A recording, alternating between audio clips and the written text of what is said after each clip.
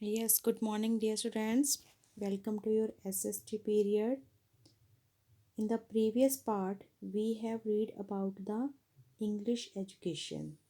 Okay, and English education में आप लोग चार्ल्स वुड के बारे में पढ़ चुके हैं और एजुकेशन से रिलेटेड कुछ और बातें इसके अंदर जो आई थी, जैसे कुछ यूनिवर्सिटी स्कूल्स को सेटअप किया गया, वेस्टर्न एजुकेशन को प्रमोट किया गया, मीडियम इंग्लिश रखा गया, वर्नाक्युलर जो लैंग्वेज होती है उसमें प्री प्राइमरी तक के स्कूल रखे गए और जो टीचर्स थे वो भी ट्रेन टीचर रखे गए। कुछ ऐसी बातें जो हम प्रीवियस वीडियो में डिस्कस कर चुके हैं।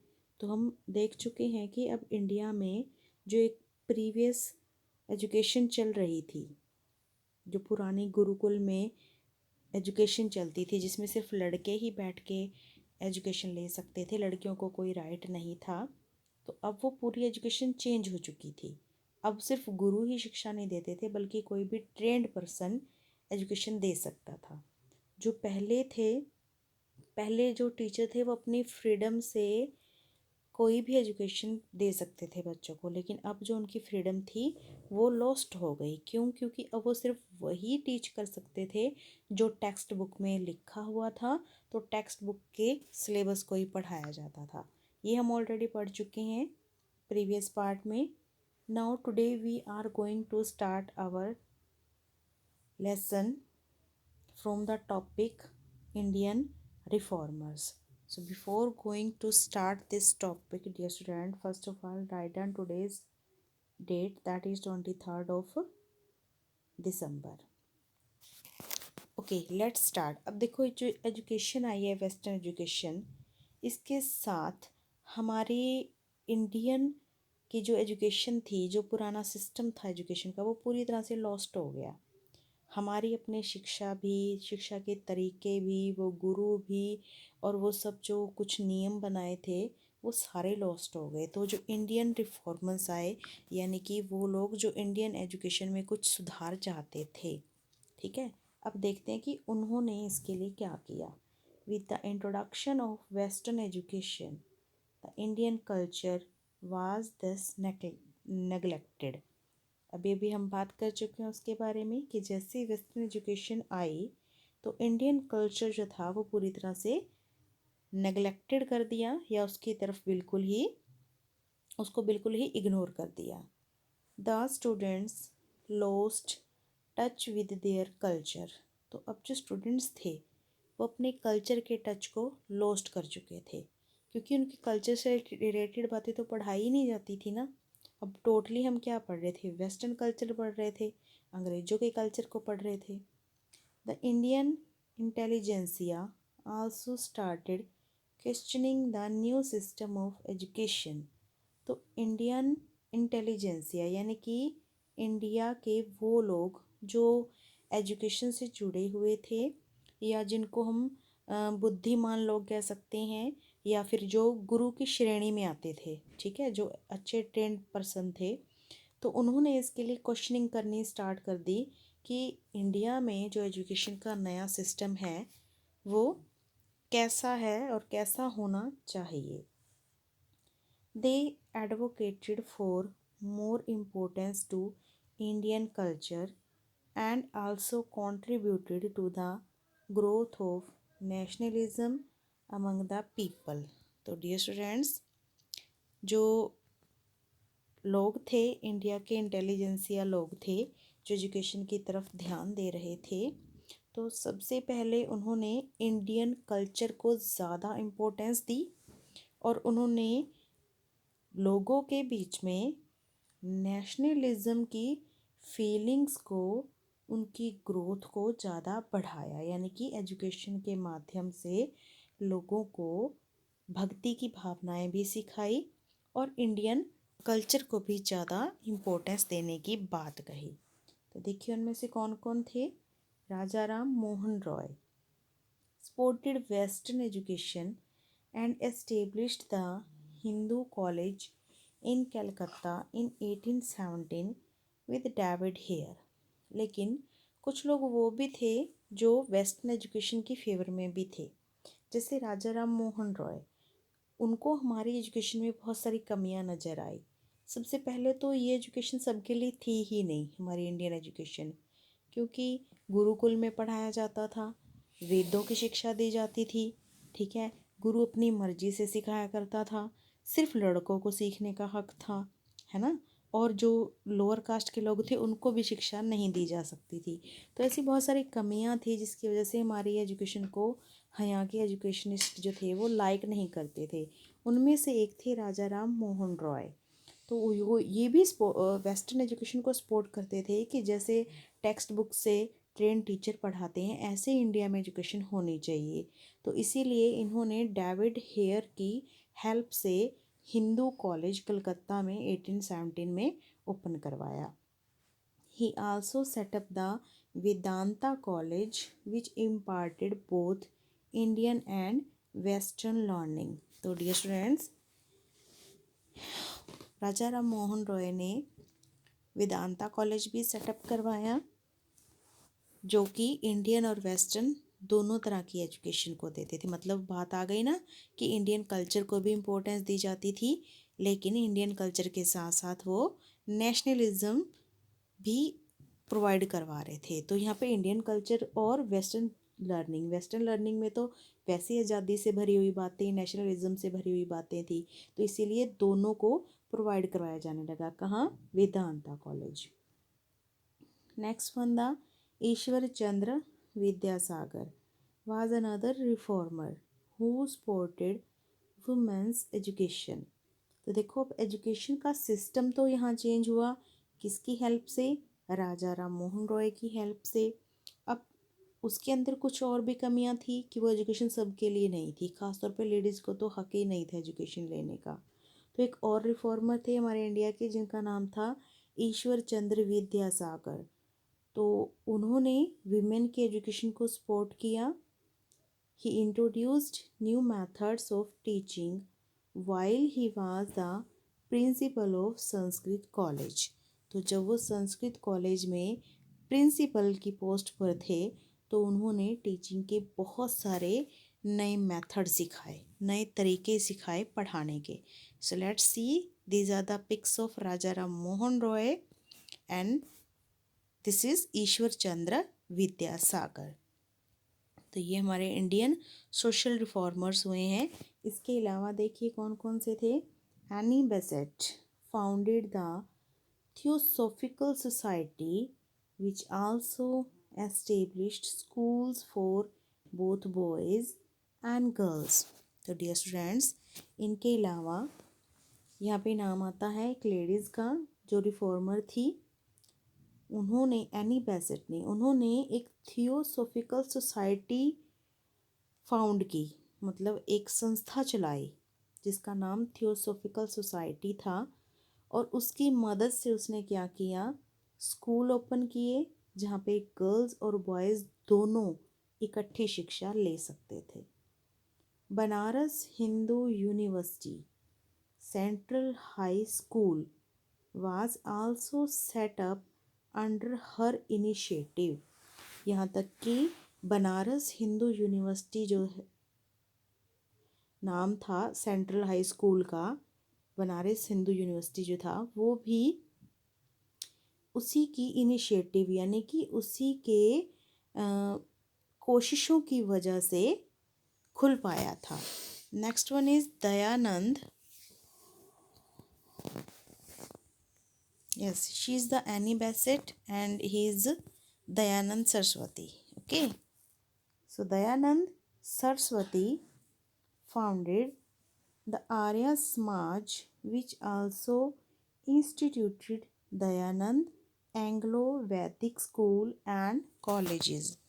दयानंद सरस्वती जी ने भी एजुकेशन के लिए बहुत मतलब स्टेप्स उठाए। उन्होंने आर्य समाज को फाउंड किया, उसकी स्थापना की और उनकी मदद से फिर दयानंद एंग्लो वैदिक स्कूल और कॉलेज खुलवाए। The Ramakrishna mission was set up by Swami Vivekananda in 1896। Swami Vivekananda जो थे वो भी एक अच्छे रिफॉर्मर थे एजुकेशन के, और एजुकेशन के लिए ही 1896 में उन्होंने रामकृष्ण मिशन की स्थापना की। The last two combined Western science and Vedanta in their teachings। तो डियर स्टूडेंट्स, जो जो लास्ट टू कंबाइंड, यानी कि उन्होंने किस किस को कंबाइन करके, एक तो वेस्टर्न साइंस और वेदांता जो थे, उन्होंने उन दोनों को कंबाइन करके टीचिंग दी, यानी कि शिक्षा प्रदान की। तो डियर स्टूडेंट्स, रिमाइंड करते चलेंगे हम। सबसे पहले हमने पढ़ा राजा राम मोहन राय जो रिफॉर्मर हुए, जिन्होंने कुछ कॉलेज सेटअप किए। देन हमने ईश्वर चंद्र विद्यासागर के बारे में पढ़ा, जिन्होंने विमेन एजुकेशन को ज़्यादा एम्फेसाइज किया। देन एनी बेसेंट, जिन्होंने स्पेशली जो कोएड स्कूल्स होते हैं, यानी कि जहाँ पे गर्ल्स और बॉयज़ इकट्ठे रह के पढ़ते हैं, वो स्कूल्स ओपन करवाए। एंड उन्होंने थियोसॉफिकल सोसाइटी सेटअप की। देन हम पढ़ चुके हैं दयानंद सरस्वती के बारे में, जिन्होंने दयानंद के नाम से बहुत सारे कॉलेज और साथ में स्कूल्स ओपन करवाए और आर्य समाज की भी स्थापना की। और देन हमने पढ़ा है किसके बारे में, विवेकानंद के बारे में, जिन्होंने वेस्टर्न साइंस और वेदांत यानी कि वेदों की और वेस्टर्न साइंस को मिक्स करके पढ़ाया। Now the next one, even among the Muslims worsening economic conditions led them to advocate western education। वर्सेनिंग का मतलब होता है जो वर्स यानी कि बैड कंडीशन होती है, ठीक है। हम बोल देते हैं ना वर्स, वर्स्ट पढ़ते होंगे आप लोग, तो इसका मतलब होता है जो बैड कंडीशन है, बुरी हालत। तो कहते हैं मुस्लिम जो थे, अब हिंदुओं ने तो कोशिशें करनी शुरू कर दी, अपनी एजुकेशन में सुधार किया और सुधार के प्रति आगे बढ़ गए। तो अब जो मुसलमान थे, उन्होंने भी बहुत बुरी इकोनॉमिक हालत की वजह से अपने आप को वेस्टर्न एजुकेशन देना शुरू कर दिया, यानी कि वेस्टर्न एजुकेशन की तरफ मूव करना शुरू कर दिया। This was more profound after the revolt of 1857। और 1857 की रिवोल्ट के बाद तो ये और भी ज़्यादा तेज़ी से बढ़ने लगी, क्या, education. Okay, the Mohammedan literary society was then founded in Calcutta, which tried to address the issue of education condition of Muslim women and their uplift। तो डियर स्टूडेंट्स, 1857 की रिवोल्ट के बाद मोमडन लिटरेरी सोसाइटी सेटअप की गई, कहाँ पर, कलकत्ता के अंदर, जिसने सबसे पहले क्या क्या इशू उठाए, एजुकेशन, मुसलमानों के लिए एजुकेशन, मुस्लिम वुमेन की बहुत बुरी जो हालत थी उसके बारे में कुछ मुद्दे उठाए, और उनकी अपलिफ्टमेंट यानी कि उसका सुधार करना, जो बुरी हालत थी विमेन की, मुस्लिम विमेन की, उनकी हालात में सुधार करने से लेकर कुछ इशू उठाए, ठीक है, उनके ऊपर बात की गई, किसमें, मोमडन लिटरेरी सोसाइटी के अंदर। अब नेशनल एजुकेशन, क्योंकि आपको पता है बहुत सारे जब इंडियन सुधारक आए, वो चाहते थे कि वेस्टर्न एजुकेशन की कुछ बातें बहुत अच्छी हैं, लेकिन हम अपने इंडियन कल्चर को भी लॉस्ट नहीं कर सकते, तो क्यों ना इन दोनों की मदद से कोई ऐसी एजुकेशन बनाई जाए जो कि इसकी अच्छी बातें भी अडॉप्ट कर ले और इसके कल्चर को भी लॉस्ट ना होने दे। तो इसीलिए नेशनल एजुकेशन बनाई गई। देखिए क्या थी वो, the concept of national education as well as the national education movement emerged in response to the repressive nature of the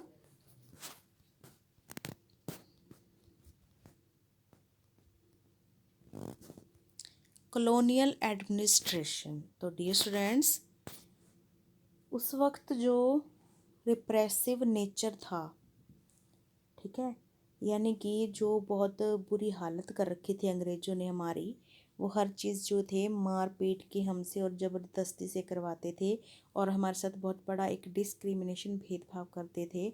तो उनकी उस रिप्रेशन नीति की वजह से जो नेशनल एजुकेशन का मिशन था वो और भी ज़्यादा एमर्ज हो गया। मतलब हर एक कोई शिक्षा के माध्यम से जुड़कर और उनको नीचा दिखाना चाहता था, क्योंकि अंग्रेज़ सबसे ज़्यादा इसी बात से हमसे मतलब हमें जैसे चिढ़ाते थे या हमारे ऊपर कमेंट कसते थे कि वो हमें अनपढ़ मानते थे और वो हमें बुद्धिहीन मानते थे। ठीक है, तो उनके उसी गुरूर को तोड़ने के लिए जो इंडियंस थे वो नेशनल एजुकेशन की ओर जो उनका मूवमेंट था वो ज़्यादा बढ़ गया। In 1906, Satish Chandra Mukherjee instituted the National Council of Education NCE। तो पहली हमारी नेशनल काउंसिल एजुकेशन कब बनाई गई? 1906 में बनाई गई। किसकी हेल्प से? सतीश चंद्र मुखर्जी की हेल्प से। यानी कि यहाँ से अब जो है हम अपनी इंडियन एजुकेशन की ओर बढ़ने लगे। ठीक है। The council imparted education in the vernacular language and also taught English। तो काउंसिल जो थी उसने ये इम्पार्ट किया, यानी कि उसने ये सुझाव दिया कि जो एजुकेशन है ना वो हमारी वर्नेकुलर यानी कि हमारी अपनी हिंदी भाषा में होनी चाहिए। वर्नेकुलर मतलब जो उस टाइम के एरिया की भाषा होती है उसको वर्नेकुलर बोलते हैं। ओके, तो हमारी अपनी भाषा में होनी चाहिए एजुकेशन, लेकिन हमें इंग्लिश भी सीखनी चाहिए। सिर्फ इंग्लिश ना आने की वजह से अंग्रेज़ों से हमें नीचा देखना पड़ता है, तो क्यों? अगर हम भी अंग्रेजी सीख रहे तो हम भी अंग्रेज़ों के बराबर हो जाएंगे, है ना। तो उस वक्त क्योंकि अंग्रेज़ हम पे राज कर रहे थे तो उनके राज को समझने के लिए, उनकी नीतियों को समझने के लिए उनकी भाषा को सीखना भी ज़रूरी था। तो जो NCE 1906 में जो NCE आई उसने क्या किया? उसने सबसे पहले ये इम्पार्ट किया कि जो हमारी एजुकेशन है वो वर्निकुलर लैंग्वेज में होनी चाहिए, हमारी अपनी भाषा में होनी चाहिए। And we should also taught English, कि हमें इंग्लिश भी पढ़नी होगी। ठीक है। Ancient Indian history, philosophy, logic and law were also taught. Ancient Indian history, पुरानी इंडिया का पुराना इतिहास पढ़ाया जाने लगा। फिलोसफी पढ़ाई जाने लगी, लॉजिक साइंस जिसको हम बोलते हैं, और लॉ कानून, ये सारी बातें जो थी तब पढ़ाई जाने लगी जब नेशनल काउंसिल ने अपनी पॉलिसीज़ बताई। Many other institutions like the Kashi Vidyapith and Jamia Millia Islamia also came up during this period. तो फिर एजुकेशन को और ज़्यादा बड़े लेवल तक पहुंचाने के लिए कुछ और इंस्टीट्यूशन जैसे काशी विद्यापीठ और जामिया मालिया इस्लामिया जो एक यूनिवर्सिटी थी वो ओपन किए गए। ओके, नाउ रविंद्रनाथ टैगोर बड़ी ही फेमस हस्ती हैं, आपने सुना होगा रविंद्रनाथ टैगोर के बारे में। तो डियर स्टूडेंट्स, आपको पता है जो डेली आप अपना राष्ट्रगान स्पीक करते हैं वो किनकी देन है? रविंद्रनाथ टैगोर जी की देन है। ठीक है, तो चलिए हम पढ़ते हैं इनके बारे में। एजुकेशन में इन्होंने बहुत बड़ी देन दी है। रविंद्रनाथ टैगोर स्टार्टेड द विश्वा भारती एट शांति निकेतन नियर कलकत्ता। तो रविंद्रनाथ टैगोर जी ने विश्व भारती शांति निकेतन के अंदर शुरू कर दिया, यानी कि विश्व भारती स्कूल का नाम है, एक तरह का एजुकेशन इंस्टीट्यूशन है जो शांति निकेतन में उन्होंने विश्व भारती के नाम से शुरू किया। कहाँ? कलकत्ता के नियर। It was an educational institute. तो विश्व भारती क्या है? एक एजुकेशनल इंस्टीट्यूट था which aimed at bringing about a close connection between learning and nature, जिसके जरिए जो एजुकेशन थी, क्या एम रखा गया उस एजुकेशन का? कि हमारे लर्निंग और हमारे नेचर के बीच में एक क्लोज कनेक्शन होना चाहिए। कहने का मतलब कि नेचर को देखकर हमें सीखना चाहिए। आपको पता होना चाहिए कि हमारे एजुकेशन का जो एक्चुअल बेस है ना वो आज भी नेचर है। हमें नेचर को देख के बहुत सारी बातें हम सीखते हैं। तो टैगोर ने जो अपना विश्व भारती इंस्टीट्यूट चलाया था, एजुकेशनल इंस्टीट्यूट, उसका एम भी क्या था? उसका एम भी एजुकेशन के जरिए एक लर्निंग और नेचर के बीच में क्लोज कनेक्शन बनाना था। Creativity was emphasized and more importance was given on performing arts like music, dance and fine arts. तो डियर स्टूडेंट्स, अब सिर्फ किताबों में वो एजुकेशन नहीं थी जो सिर्फ पढ़ो, कहानियों की तरह रटो, या जो हल्की थोड़ी जिसको हम कहते हैं बोरिंग फील हो। ठीक है, अब जो एजुकेशन थी इसको और क्रिएटिव बनाया जाने लगा, उसके अंदर और नई नई बातें आ गई। ठीक है, क्रिएटिविटी को, यानी कि जो कोई नया कुछ खोजता है, नेचर को देखकर कुछ नया बनाता है, तो वो सारी क्रिएटिविटी जो थी उसको एम्फेसाइज किया गया, उस पर ज़्यादा जोर दिया गया। और इसके अलावा नए कुछ और सब्जेक्ट जैसे कि म्यूज़िक, डांस, फाइन आर्ट, मतलब अपने अपने फील्ड में कोई क्रिएटिविटी दिखाता है तो उसको भी पूरा प्रेफर दिया जाने लगा। Here classes were usually conducted outside instead of inside the classrooms। और हाँ, सबसे बड़ी बात जो थी वो क्या थी इसकी, विश्व भारती की, कि अब जो क्लासेस थी एक बंद कमरे के अंदर, एक रेगुलर जो क्लास, फॉर्मल क्लास थी, उसको चलाने की बजाय जो क्लासेस थी वो कहाँ ली जाती थी? आउटसाइड, यानी कि नेचर के बीच में बैठ के स्टडी की जाती थी। आप पेड़ों के बारे में पढ़ रहे हैं, पेड़ों के बीच में बैठकर पढ़ें, पेड़ों को टच करके, उनको देख कर, उनको सीख कर पढ़ें। आप पत्तियों के बारे में पढ़ रहे हैं, आप एनिमल्स के बारे में पढ़ रहे हैं, उनको देखो, ओरिजिनल देखो और फिर उनके बारे में सीखो। तो ये उनकी शिक्षा का एक मेन मतलब मकसद बनाया गया था। The teachers at Shanti Niketan helped the students to motivate themselves।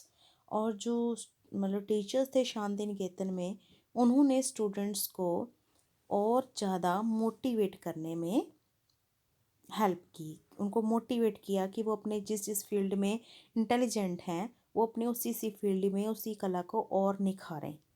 They also encouraged the students to be more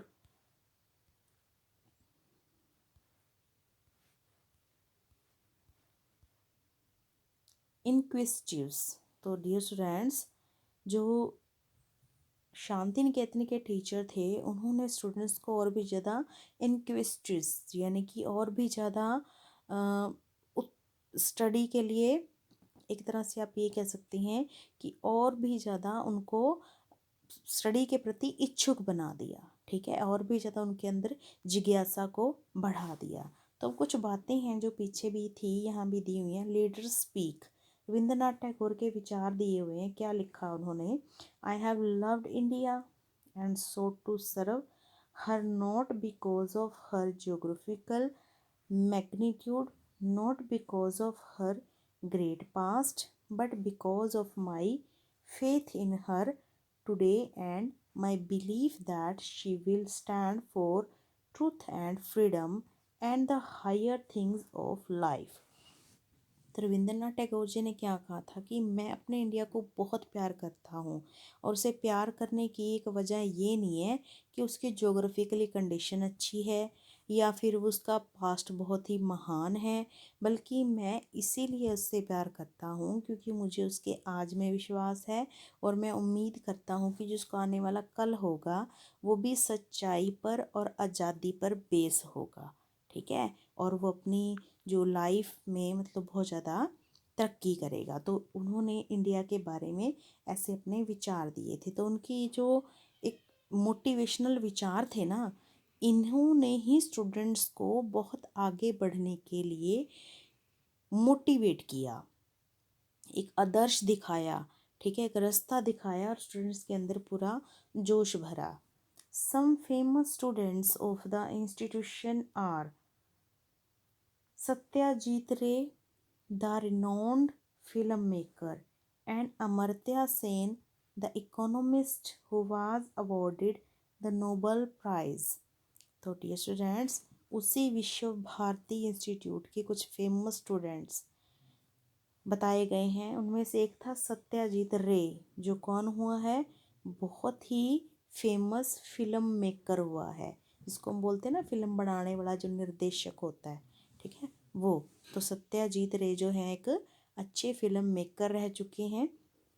और अमर्त्य सेन, वो भी वहीं के स्टूडेंट थे, जो क्या क्या थे, एक अच्छे इकोनॉमिस्ट थे, जिनको उनके इकोनॉमिस्ट में अच्छा काम करने की वजह से नोबेल प्राइज़ भी मिल चुका है। In 1951 Vishwa Bharati was given the status of a university, और 1951 में उसी विश्व भारती इंस्टीट्यूट को यूनिवर्सिटी का नाम दे दिया गया। नाउ महात्मा गांधी, तो ये तो था रविंद्रनाथ टैगोर की एफर्ट्स। अब हम पढ़ते हैं महात्मा गांधी, उन्होंने एजुकेशन के लिए क्या एफर्ट्स किए। Let's see, he formulated the concept of नई तालीम और बेसिक एजुकेशन फॉर ऑल। तो गांधी जी ने क्या दिया, एक नई तालीम दी, ठीक है, यानी कि उन्होंने नई तालीम का कंसेप्ट दिया और बेसिक एजुकेशन सभी के लिए होनी चाहिए, ऐसा विचार दिया। He wanted the Indian students to remain in touch with their culture and heritage, और वो चाहते थे कि जो इंडियन स्टूडेंट्स हैं वो अपने कल्चर और अपनी विरासत यानी कि अपनी हेरिटेज के साथ जुड़े रहें। सिर्फ वेस्टर्न एजुकेशन लेकर वेस्टर्न की तरफ ना दौड़ें, बल्कि अपने भारत से भी जुड़े रहें, उसकी महानता से भी जुड़े रहें और एजुकेशन भी गेन करें। और देखिए, subjects like Indian history, philosophy, law were considered important, और इन्होंने भी इंडियन हिस्ट्री, फिलॉसफी और लॉ जो था, इन सब्जेक्ट्स को मेजर और इम्पोर्टेंट कंसीडर किया था। He advocated for mental, spiritual and physical growth of the students, और यहाँ तक कि उसने सुझाव दिया कि जो बच्चे हैं उनको मानसिक रूप से, आत्मिक रूप से और शारीरिक रूप से उनकी ग्रोथ होनी चाहिए। ये नहीं है कि सिर्फ वो शरीर से बढ़ रहे हैं या उनका माइंड डेवलप हो रहा है, उनकी अंतर आत्मा भी जागनी चाहिए। मोर ओवर, इसके अलावा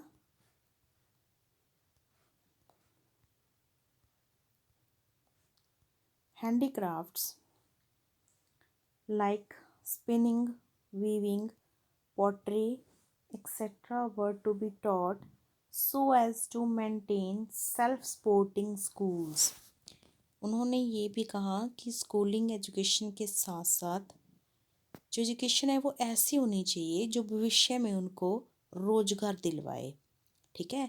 तो उसमें कुछ हैंडीक्राफ्ट्स यानी कि हाथ से जिनकी कलाकारी अच्छी होती है, कईयों की स्पिनिंग में, कईयों की वीविंग में, कईयों की पोट्री में, तो हैंडीक्राफ्ट्स को भी बढ़ावा दिया गया, ताकि बड़े होकर वो हो सकता है अपनी कला के जरिए ही कल को कोई रोजगार कमाने के लायक हो जाएं, है ना। ज़रूरी तो नहीं किसी के नौकर बन के नौकरी करके ही काम चलाया जाए। आप पढ़े लिखे हो, आप अपनी कला को भी विकसित कर सकते हो। तो उन्होंने सेल्फ सपोर्टिंग स्कूल को भी बढ़ावा दिया। According to him, for the education to reach the masses, the schools should be economically independent. तो डियर स्टूडेंट्स, उसके अनुसार, किनके अनुसार, महात्मा गांधी जी के अनुसार, जो एजुकेशन है वो सभी तक पहुंचनी चाहिए। देश के कोने कोने में हर एक के पास एजुकेशन पहुंचनी चाहिए, और जो स्कूल्स हैं उनको भी इकोनॉमिकली क्या होना चाहिए, इंडिपेंडेंट होना चाहिए, ठीक है। यानी कि उनको भी आर्थिक स्वतंत्रता होनी चाहिए कि वो कितना भी खर्च करके एजुकेशन को बढ़ा सकते हैं। Thus, they would be free of political influence and the teachers would be able to use his her ideas in teaching. तो उनका मानना था कि जो स्कूल हैं उनके ऊपर पॉलिटिकल इन्फ्लुएंस यानी कि कोई राजनीतिक दबाव भी नहीं होना चाहिए, और जो टीचर्स हैं ज़रूरी नहीं कि सिर्फ वो टेक्स्ट बुक के अंदर जितना है उतना ही पढ़ाएं, बल्कि वो कुछ अपने आइडियाज़ जो हैं, क्रिएटिव आइडिया, उनसे भी बच्चों को कुछ नया सिखा सकते हैं, उनसे भी बच्चों की ग्रोथ कर सकते हैं। तो ये था हमारी एजुकेशन के बारे में। इसकी जो समरी है ये आपको दी हुई है आगे कि क्या क्या हमारी एजुकेशन में मेन था।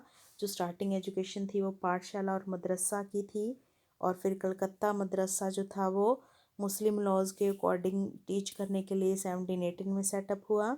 और इसके अलावा जो कुछ डिफरेंट व्यूज़ थे इंडियन, जो कि चाहते थे कि वेस्टर्न एजुकेशन तो हो लेकिन उसमें कुछ चेंज भी होना चाहिए। फिर चार्टर एक्ट आया जिसमें कंपनी रूल को एक्सटेंड कर दिया गया आगे 20 ईयर के लिए। और चार्ल्स वुड जो थे उन्होंने इंस्टीट्यूट सेटअप करने शुरू कर दिए, किसके लिए? इंडियन को एजुकेशन देने के लिए।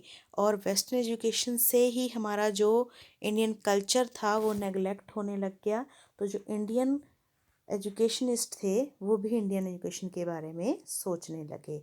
Is that clear dear students? जो हमारा ये पार्ट है ये कंप्लीट कर चुके हैं हम। और इंडियन जो फिर रिफॉर्मर्स थे उन्होंने कितनी हेल्प की एजुकेशन को आगे बढ़ाने में, हम ये भी अच्छे से पढ़ चुके हैं। तो now you will have to find out question answer and exercise.